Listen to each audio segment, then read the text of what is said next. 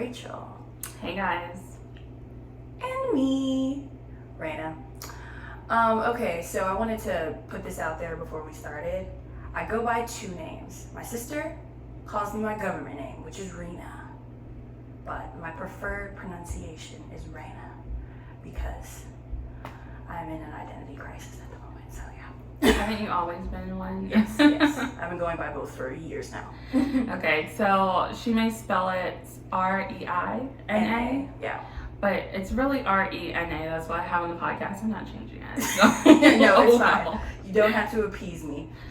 Okay, so let's talk about our weeks. What have you been doing this week? Okay, this week has been work, but also fun. I finally got a 3-day weekend, so I was off Friday, Saturday, and today for the pod. Just been hanging out with my mans and our friends. Realizing that I can't hang as long as I could, and I definitely prefer day drinking now. Oh, really? So, what did you guys do? We went to Puttery, which is like a nice little putt-putt spot indoors. Puttery. I love Puttery. Right? It's so fun. First time us going together, because I've obviously been with you, and it was like super fun. But it was definitely a cool little couple date night, and we hung out with. Oh, so you guys went with someone else? It wasn't just like. Oh no, it was just us. Oh yeah.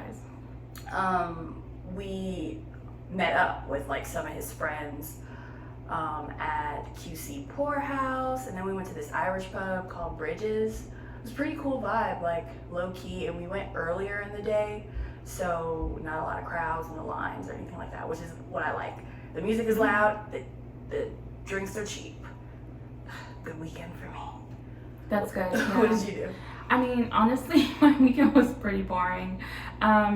I stayed back and kind of just cleaned up, like did a deep clean since you guys are coming over today for the game. Sunday. I was supposed to go with like my fiance and his family to this 80s band that we usually listen to, like we're good friends with them. Mm-hmm. And they do like 80s throwback music, and they were doing it at the Hickory Tavern in Valentine, which is like literally 5 minutes from right. where we live. But I scratched my eye, like I was putting my contacts in, and I completely split the contact in my eye, and trying to get it out was the worst thing ever. So my eye was closed, and I called my manager because it was like before work, and I was like, I can't see anything. I don't know if I'm gonna be able to work. I can't, like, I only have one eye right now. So I was dealing with that. But so I had to rest my eye, so I couldn't go with them. But it sucks because my fiance, his dad and his mom aren't together, right? And they haven't hung out in like 30 years, and they did last night, and they slow dance together. No, and you missed it. And I missed it. So we think they may be getting back together. Who knows? But I missed it. I was so sad. I wanted to see that. Okay, that's something I never thought I'd hear. Right. Knowing the history, that's insane. I know, but like love finds its way back. And then like she went over to his house to like they had dinner, and then he was like, we're gonna go watch movies at my place. And I'm like, movies is code for right. Like, okay, y'all may be from a different generation, but it's still Netflix and chill. Netflix and chill. Call it what you want, but like I don't know. I'm not gonna say anything, but I think that's like so Parent Trap. Right. If they get back together, so. That's my week. I've just been doing social media, so if you guys want to follow me on YouTube, I just started a YouTube channel, so follow my like everyday whatever. But other than that, yeah, it's just been pretty boring for me.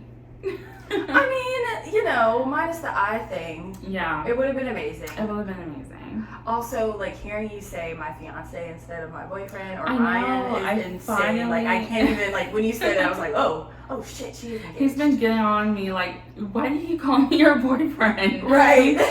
He was like, we've leveled up, and I'm like, okay, yeah, we've leveled up. You're right. Come on, it's barely been 2 months. It's give me a chance to readjust. To readjust. get used to it, you know. Like I was cleaning my ring today because I'm subscribed to this like fiance box, and so they give you these cleaning wipes, whatever. And like I was like in the kitchen, he was like, "Where's your ring? Where's your ring?" And I was like, "Oh, I don't know." And he was like, you can see the like the blood like wash from his face, and I was like, "I'm just kidding. It's in the ring holder." Don't do that like that. But yeah. So yeah, I'm expecting to have more fun next weekend. So what are the plans? I mean, there's this friend meetup that I'm thinking of going to.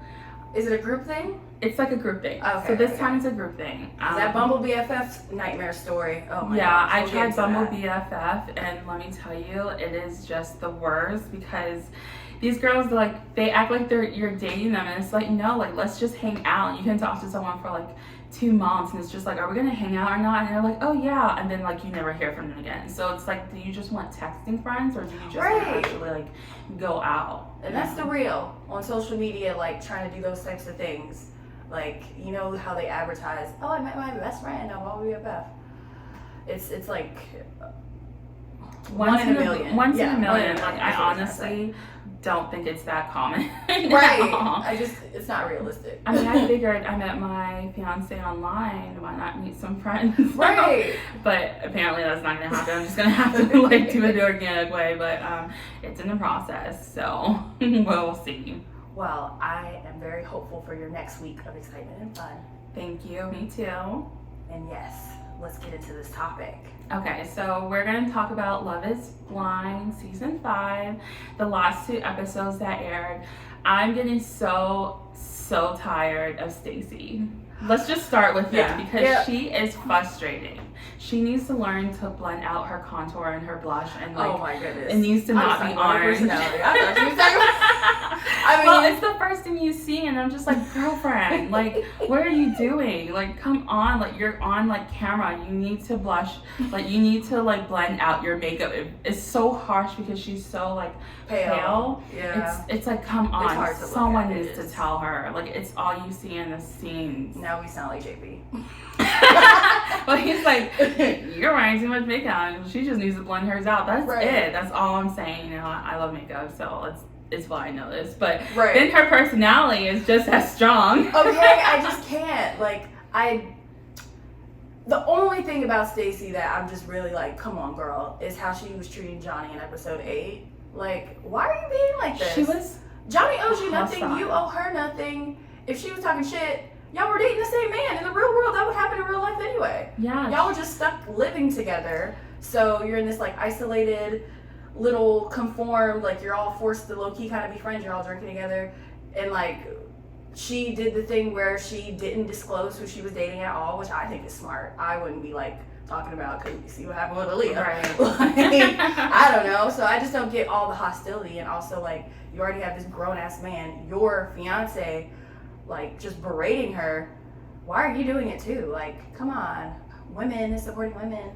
Mean No, girl. Stacey I didn't like is it. extremely Regina vibes. hostile towards Johnny, and I think it's because of Izzy's reaction. Like, Yeah. I feel like he still likes Johnny, and Yeah. like he's just like, even when she was questioning him, like, why do you care so much if you're with me now? And all he can say is that He was looking out for I'm Chris. just so happy, I'm looking out for Chris. And she's like, but Chris doesn't care, and it's Right. true.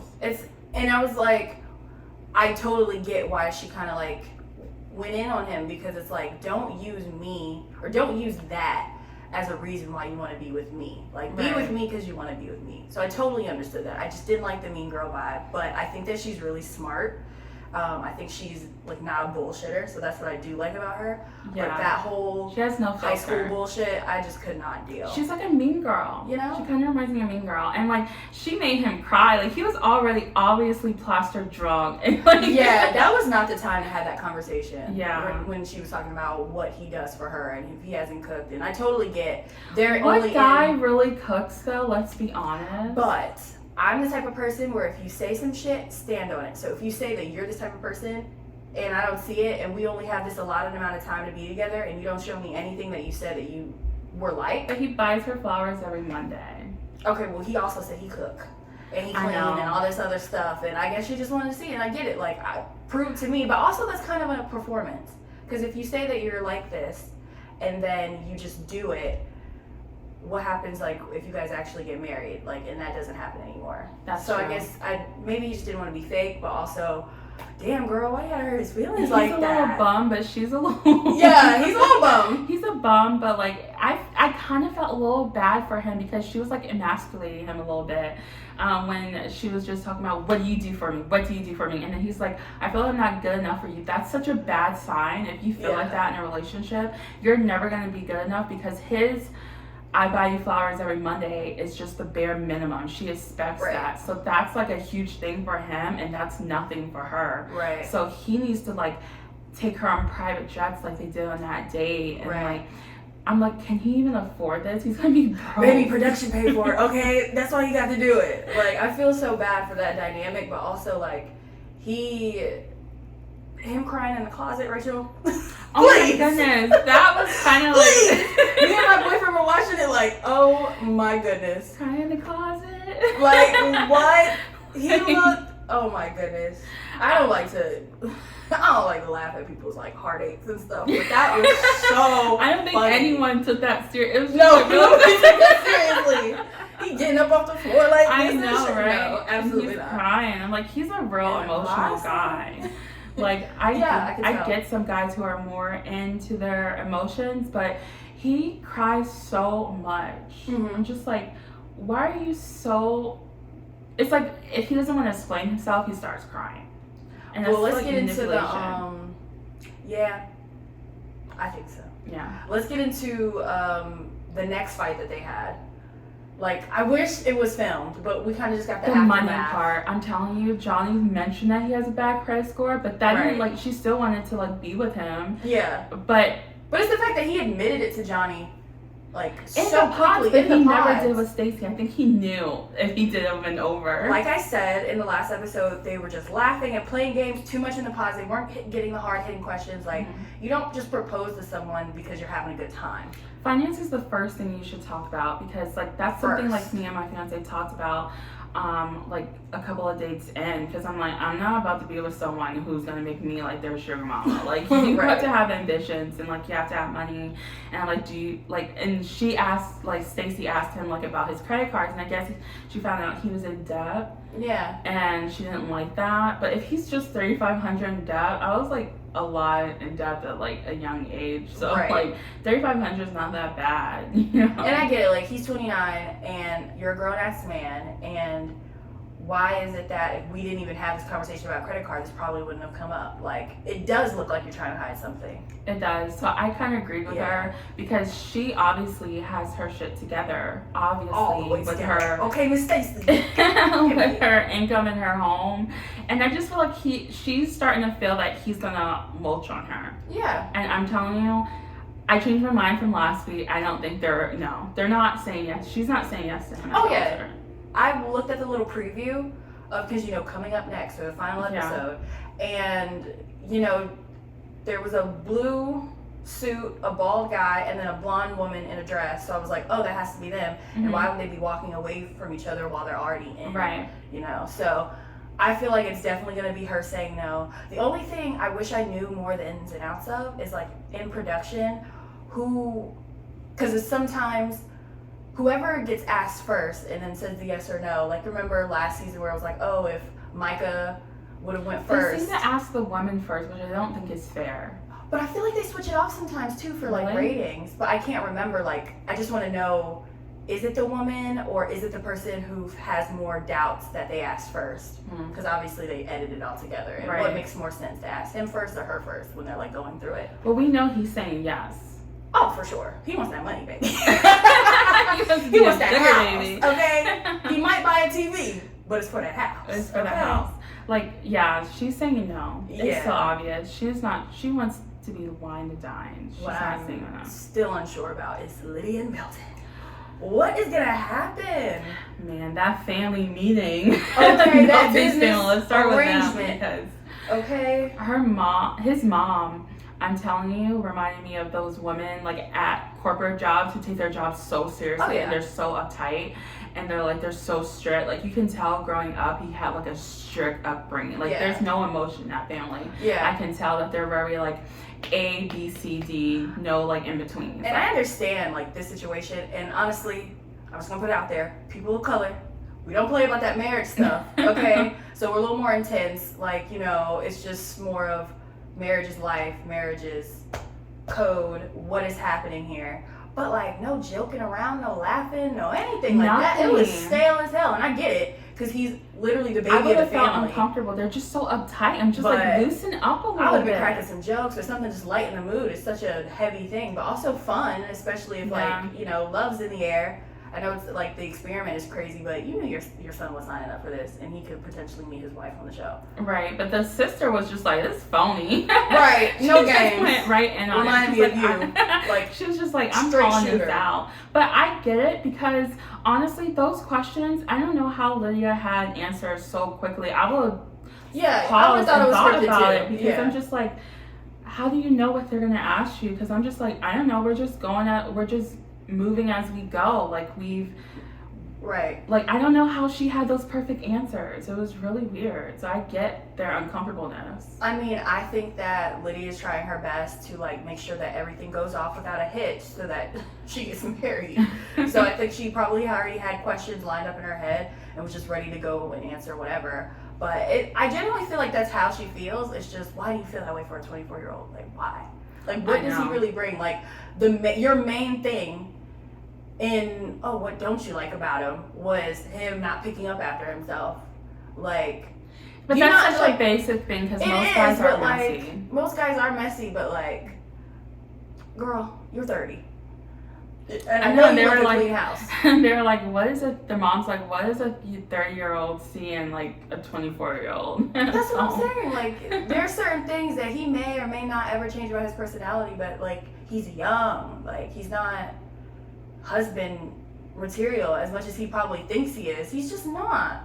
He's not. And then Lydia's smart enough to know that, you know? But like with their whole dinner, let's go to their dinner. Right. At the end of that other episode, it just shows, I feel like he's slowly realizing she's not for him because he's more level-headed when it comes to emotional conflicts, and she's very, like she said, I'm me, this is me. So she's not taking any accountability. She's just being like, I'm just me, take it or leave it. Not like, I will try to handle that better. I feel like they were talking in circles for so long about the same thing, but it's like, you are judging me, or you are judging me, and all this stuff, and it's like, no, y'all and there just was no different compromise people. At all. It wasn't, I'm gonna work on my reactions better. Can you work on understanding my emotions better? That's like a more mature way to meet each other. But they were just like, he's very like, I'm analytical, you're very emotional, that's how it's gonna be. Oh wow. And he was just eating his food, man. Okay. He did not care what she had to say. He's like, this spaghetti squash is good. Shrugs. Like, he is the driest man on earth, and she is the, she's just really Latina, so yeah, very emotional, so very like loud, and it's just, if he wants someone level-headed, she's just not it. She's kind of crazy, and then his family picked up on that she's not authentic. So I don't know. I don't think they're gonna. I genuinely think they're gonna get married, though. You do? Like, I think after all this, they're gonna get married, and then obviously it's not gonna work out. I just wouldn't want to marry into Milton's family. I'm sorry, but there's no humor, there's no fun. It's just like really like, I feel like I'm like. They might if like they knew her a little longer. You never know. Like, they probably just like, why is my son doing this? You never know with time. I mean, like, when Milton was like having dinner with his sister, she just described marriage as very transactional and nothing about like love and fun. Like, there was no conversation about that. It just feels like it's just a transaction, something you do with them, and it's just like how you move in life. And I don't know. I just feel like with Lydia's family, they're more emotional, like, let's have fun, let's like take it as it goes, kind of how you would want a marriage, not something that seems so like is black or white. So I don't know how she's gonna really fit. Like, their families are not gonna collide at all if they meet. Lydia's mom was just crying when they're trying on dresses. She's like, love, I love love. I love that for you. Did you notice the other girl in the dress thing, but she's not shown? Oh, she's with the bald-headed guy with the beard. Carter, and I forget her name. But yeah, they went through the whole experience, and it all got cut because of some drama behind the scenes. And I want to get more someone already have like a relationship? Someone was already in a relationship. She denies it tooth and nail from what I read up on. She's denied it, and they said that the reason for cutting their story was more on him, like he was threatening. Oh goodness! You know? But I don't understand how y'all can go all allegedly. the way through that. I don't understand how you can go through that whole experience, and walk down the aisle and say yes or no, and he's threatening you and stuff. Like, I don't get that. So something bigger happened where they just cut the whole story, because I saw like little clips of them in Mexico, but yeah, they didn't edit it out that good. They really didn't. Yeah. I think at the reunion it's going to be brought up. I hope so. I Me really too. do. Because something about this season just seemed off to me, and I feel like they need to take a break from Love is Blind for a little bit. I think they do, or they need to stop focusing on The trash.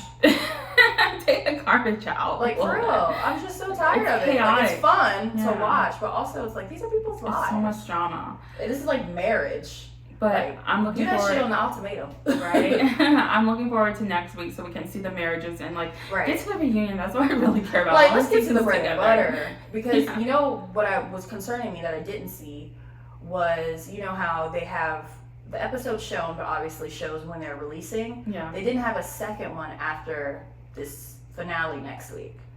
So is it going to be that Oh. live stupid reunion, or I are think we that- even getting one this season because of all the drama? I think they're going to do a normal reunion because the last time just did not work. So I I think hope that's what's so. going to happen.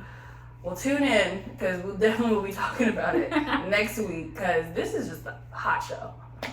Yes. So now let's get into our topic of the week. And our topic is partying hard and wild nights. So we have some experience, like life lessons learned from going a little bit extreme partying and like kind of things you need to learn from it. So like, But again, this is a semi-stable podcast, so Yeah. you know, we've worked through it. You know, I feel like- eventually I look back on experiences and I'm just like, I could have died that night. you know what I'm saying? And I'm like, damn, like I really willfully walked into the situation. Right. I feel like when you're younger, while we're on the topic of partying, there's like this weird freedom and like this weird, well, at least for me, I felt low-key invincible. Mhm. Like, oh, whatever, I'm just gonna do whatever, drink whatever, hang out with whoever, and it'll all work out. Like, I'll end up home with my wallet, keys, and phone. And I just, yeah. I'm now looking back on it, I'm like, damn. Well, I was willfully like getting in a car with like a bunch of strangers or bunch of doing this or strangers, doing right? that. I'm just like, wow. Insane to me. It's crazy. So you want to start? Tell us about your experience. Ooh. Okay. Let's see. I started drinking at a younger age than most. So once I was like legally allowed to, it was up. Like I started drinking, I would say 17, 18 with my friends, because I started working full-time or part-time at 16. And then I met my friend group and we was drinking every weekend. It was a lot of house parties because obviously I was the baby of the group, so I could go to the clubs. But the house parties were fun. Those felt like more safe and like controlled environments. But back when I turned 18, there were 18 and over clubs. So that was a thing. All you had to do in Charlotte, North Carolina was reach the age of 18. And you could go to the 18 and up, or you can go to the regular clubs on Thursday nights because it was like college night. Oh yeah. Girl, when I tell you, a time was had riding the mechanical bull. Was that like the Epicenter? The Epic Center, but also it was called like Bar Charlotte. Yeah. Yeah. Bar Charlotte. Oh my goodness. Bro. Memories back in the day. When I tell you, I thought I was grump. And honestly, I've learned a lot from watching my drink to, you know, always having the buddy system and all of those things. So I feel like I got a little bit smarter when I was legally allowed to be in certain places. I definitely took advantage of the pregame, so I didn't have to spend all that money. Pre-games is where it's at, honestly. like, it was just a time. I was never the type of girly, though, to get blackout. Like, there were certain occasions where I'd get blackout. Ooh, well. A birthday, a celebration, but like, when we're just all going out, Yeah. I'm drinking, I'm sipping, and I'm dancing, for real. And I'm dancing off all the alcohol anyway. But tell me about you, baby. Oh my gosh, I'm definitely the blackout. Yes, you were the blackout. That's why I said it. I didn't call you out. Like, honestly, so like we grew up in a very strict religious household, very conservative. You couldn't do anything. You couldn't do sports after school. You couldn't stay after school. We were like very limited to what we could do. And so I just knew like I wanted to go to college, but they were also against going to college because of like the wild parties and all that stuff, and like I didn't think it was like really Christian. So I was just like, whatever, I'm going to get a job full time, buy a car, get an apartment so I can do my own thing. So I was in that wild stage where I wanted to be rebellious and I just wanted to live my life the way I wanted to. So when I got my first place, I was in retail management, so I was an assistant manager, and so I, like, the girls that would hire, like, they were, like, around my age, and I was just like, oh, I'm your manager here, but, like, outside, I'm your best friend. So I would tell them, like, come in my house, and we'll, like, pregame, and we'll go out. And so, honestly, like, I make drinks strong, okay? So every drink I make is a double. Okay, 2 shots of vodka. That's 3 shots. But I'm like, we're getting drunk because we're not about to like spend that much when we go out. Because like, you know, you're like, it was my first apartment, so I have so much I need to spend like on bills. So I'm just like, okay, so I'm just let's just pregame a lot here. And so back then I would get off work at 11, and so I would like get ready with my friends, and we would go out like 12 a.m. And so I would just release all of this like pent up energy. Yeah, and just go hard. And go hard. And throw them back. Yeah, and so my first thing was like, okay, if a guy looks over at me and if he's gonna buy me a drink, I'm gonna see him pour the drink, because that's like something you want to do if you're gonna take a drink from somebody else. Make sure you watch the bartender, and you take it from the bartender, because you don't want someone to come say, here's a drink I bought for you, because they could roofie it, you know, and you don't want to get in a situation where you're sexually assaulted, right? You know, so I was pretty good about that. There was a night where I just didn't. I just something must have went down at work. Yeah. I just took the drink and whatever. Thank God nothing happened to me. But one night we were going out. I got a little too drunk pre-gaming that when we got our Uber from my place, I was already gone. Like I don't remember much. I just know I left my phone in the Uber. And so we got to the party, and I was like, oh, I want to take a picture of us. And there was this place off Montfort Drive called Southside before it closed, and like that's where we went. And I was like, oh my God, I don't have my phone. And it was like, oh, we gotta get the Uber. I'm like, but who ordered the Uber? We need to get him and let him know. And then so I lost my phone that night. And I feel like there's nothing worse than losing your phone on a night out. Yeah. But luckily the guy drove back around, and like, oh yeah, he drove back around and was like, here's your phone. And like I was going to get it, and I fell. Like I fell, like hit my head against the cab, well not the cab, the Uber car, because I was already wasted. And so my friends, they like picked me up and they grabbed the phone. They was like, are you sure we should just go back? Right, because obviously you're pre-gamed out. I was freaking out, but I was like, no, I'm meeting a guy. So that was the reason. But that night I don't remember that much of it. I just remember waking up the next day and my front door was wide open.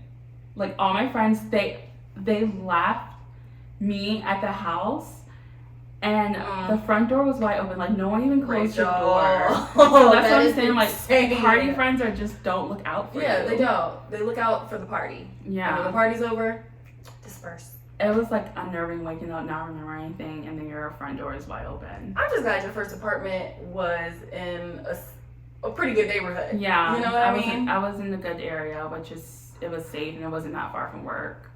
I can't lie. I'm trying to think of like a particular instance where I'm like, dang, Raina. And I'm pretty sure it was me hanging out with this girl that I've known since childhood, but we kind of drifted apart.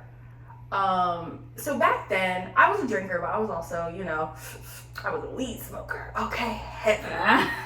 And I didn't realize until like my priority changed, my life changed, that weed was just not for me anymore. I got super paranoid ever trying it again. Like once I hit the age of like 20, 21, But yeah, from like 17 to 19, every day, wake and bake. Y'all know the drill. But there was this one instance that like kind of changed me forever, where I'm hanging out with the girl that I've known since childhood on a random like weekday. She came to my job, waited for me to get off, and then we went to one of her friend's house. It was just like some random guy. I don't know what I was thinking back then. Like, I think it was because like free weed, but also like catching up and like, you know, free weed. So I went, and I shit you not, that weed was laced with something. It was either it was laced or I had always been smoking really mild, and like there was just and you finally got the taste of like the real strong stuff. stuff. When I tell you I was high as a motherfucking kite, I was paranoid as hell. I didn't know where the hell we were. I was freaking the fuck out, and it low key I got this sense of, and it could have been the weed, but it could have been them, that I couldn't leave. Trapped. Like you No. don't understand what that does to your psyche, especially when you're like already high. So I've always had that trapped feeling ever since. And anytime I've ever tried to dabble in weed or an edible, I always just feel unsafe now from that one time. So lessons learned to, you know, I don't even know. Don't smoke weed no more, child. Or like, watch. Honestly, that's a whole nother episode. Watching who your friends are, because friends would not put you in situations like yours and mine. Yeah. Like they would kind of tell you, hey, like, let's stop this. But like even like when I went back to, when we went, like they were like, maybe we should go back. But they were like, no. After I said like. Right, after you fall flat on your ass, maybe we shouldn't go out. We should go out, but we kept going out, and like I said, I don't remember much of the night. I just like snippets of like me being on top of a table dancing, and then falling. I like woke up with so many bruises, and I'm just like, I had to work again that morning at like 8 a.m, and so. I mean, work hard, party hard. No shame. I don't know how I did it. Like a hangover for me. I had to have more alcohol to kind of like levy it. Hair of the dog. And so I was going to work with like vodka and like some type of lemonade or something in my drink. I don't like, honestly, I don't approve now, but that was how I was living. I was a hardcore like mini like functioning alcoholic back then, and so it was like terrible because I just had to have alcohol. I just had to party. I just had to have something like to fulfill it, and that was like filling this emptiness I felt inside. Yeah. But that's like a whole nother episode about alcoholism. Right. We'll get into that. But But I will say, you know, not condoning this type of behavior, but it's super impressive to be drinking vodka and working a full shift in retail. Girl, I commend you, because I would have been on the floor. No, girls are like, how are you so hyped up after last night? And I'm just like, guys, I'm just like living life right now. Like, girl, and I'm like, you always have your Starbucks. I had a Starbucks tumbler, and that's what I carry around everywhere with me. Rachel, you're always in such a good mood. She's like, I'm just in a silly, goofy mood, right? And like we have mics on, and so I'd have to give like every 2-hour updates. I'm like, girls, we're killing it. Let's just keep going. Like it was just like the little. I'm weak. I miss those retail days. Oh man. And like I would make my nights, like we would pull in like 99,000 like on a like Friday night, and I'm just like, yes, and then let's go party it off. Right. So. Honestly, I felt like there was a sense of emptiness, like you were saying, when I was going so hard and you were going so hard. Like it was obviously it was for a much bigger issue. Now some people, when they party hard and they're doing it, they're just doing it because that's their personality. But I definitely was masking pain of other things, masking childhood trauma. And I think that was the lesson that I learned. The biggest lesson I've learned in this whole partying stage that I had was that nothing will compare to just getting help. And you'll feel better about partying and doing whatever you're doing when you're in a good like state of mind. Like I remember trying to get in a good state of mind with the alcohol and having that good moment and that dancing and twerking around, and then it would just stop as soon as I got home. Yeah. And now it's just different where like I'm in a good place, so now when I go out I'm just happy from the moment I get there to when I lay my head down at night. So, you know, it feels more freeing than how I felt so free back then. Right. You know? Some advice I would give if you are like at that age where you're going out to bars and bar hopping and going to clubs, definitely eat before. Oh my God, girl. Eat a piece of bread, please. Something to coat your stomach, because you're gonna throw up. You're gonna have the worst hangover if you're just like empty stomach and just alcohol, mixed drink shots, tequila shots, like whatever. On an empty stomach, I don't care what you eat after. Right. But it doesn't matter. It's too late. After, to me, rubbing after made my hangover worse in the morning. Like bubble guts, sorry, TMI. And just like a pounding headache because I scarfed all this food down and went to sleep. Like, I think that was the worst part. And my advice would be, this is literally the best going out experience I've ever had, and I can't remember. I think I was just going to a house party, but for every 2 or 3 beers or shot I had like a cup of water throughout the entire night. And when I tell That's you, smart. I kept my buzz, my tipsy all night. Like, I just felt like I was floating. Because you were hydrating I yourself. was hydrating, Yeah. but still like drinking. It was amazing. And I've been trying to like perfect that ever since. I can't get that feeling back. Yeah. Because I think I'm either going too hard on the drinks, or I'm not having enough water, or I'm drinking the water a little bit too late after I've already been drinking. Like, it has to be like even. It has to be even. But if you can figure out the formula, please send me let the us know. measurements and I will do it, because that was amazing. Ugh. Oh my gosh. Okay, another part of advice. It comes with a little story. It's a short story, but Okay. never take a taxi or cab. Only Uber or Lyft. And here's why. So one night, me and my friend were out, and so like during Uber surges, the price just to get, I was like about like 5 minutes away, like 10 minutes I guess away driving.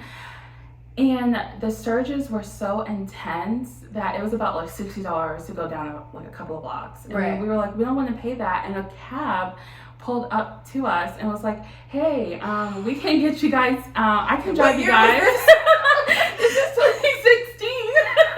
A cab for A sure. cab was driving over near the area we were at. I'm telling you, there were a couple of cab drivers. And so like we didn't want to do Uber, and my friend was like, she was like, I don't know. And I was like, fuck it, let's just do it. And we were like, what are you going to charge? Like, we was like, you're going to turn the meter on, right? And he was like, yeah, like, just get in. I can take you guys home. And then, like, me and my friend looked at each other like, this is probably not a good idea. But we still did it anyway. So we got in a cab. And then, like, we pulled off, and he turned the meter off. He turned the meter off and was like, so I'm not going to charge you guys a lot for this because usually it's more expensive, but like, where you headed? And I gave him my address, and he drove over there. And then so he's saying things like, oh, you guys are so beautiful, where you're from, like, what's your ethnicity? Like, he was like saying all this stuff. And then like, I'm just like, oh, like, you know, he was just answering, and like, we were just like really uncomfortable. We were trying to have our own conversation. He kept coming in like, oh, you're so beautiful, like, how old are you, all this stuff, are you of age? Well, obviously you are if you're out here. And we're just like, like, it felt like the longest ride ever. And then when we finally got to my apartment complex, he locks the door, and then he's like, I won't charge you guys, but what are you gonna do for me? Like, I kid you not, he said that to us. What? Yes. How have you never told me this story Because before? it's embarrassing that I put myself in that situation, okay? Yeah. So I was kind of a little a cab in embarrassed. 2016, yeah. Yeah, again in 2016. He was like, I turned the meter off, so I don't know how much to charge you, but it can be a free ride, but what can you give to me? And then like me and my friend are looking at each other, and then she's not saying anything. I'm like, no thanks.